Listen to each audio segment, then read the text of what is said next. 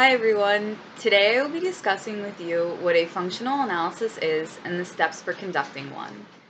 Typically, behavior analysts start off by conducting a functional behavioral assessment to determine one of four functions for the target behavior.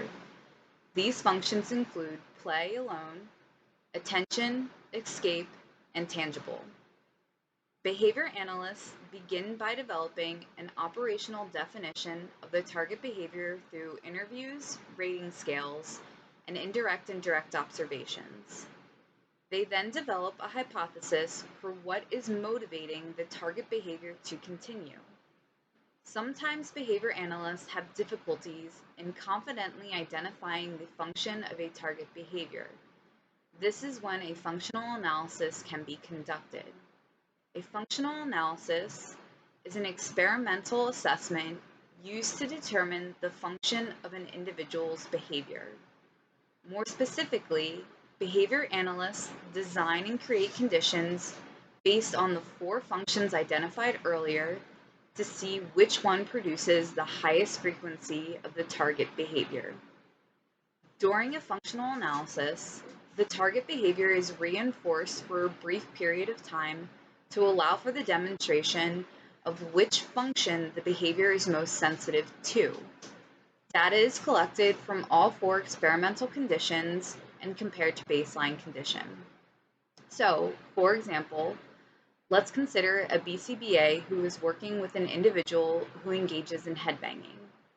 The BCBA is trying to determine whether the individual engages in headbanging due to an escape, attention, play, or tangible maintain function. To begin, the BCBA introduces the individual to the first condition, escape.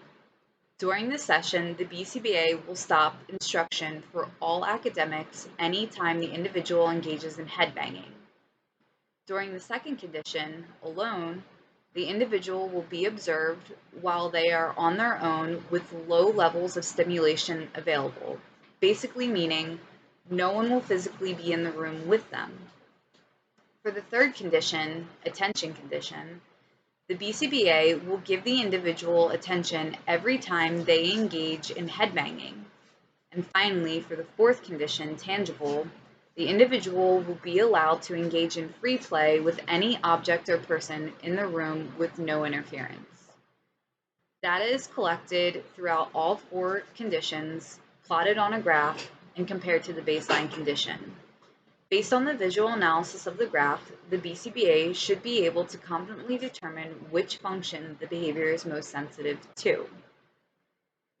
For best practice, and during functional analysis, BCBAs should only conduct them if they're trained or being supervised by a professional.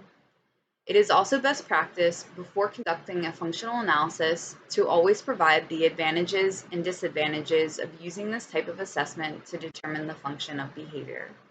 I hope you enjoyed. Thanks for listening. Bye.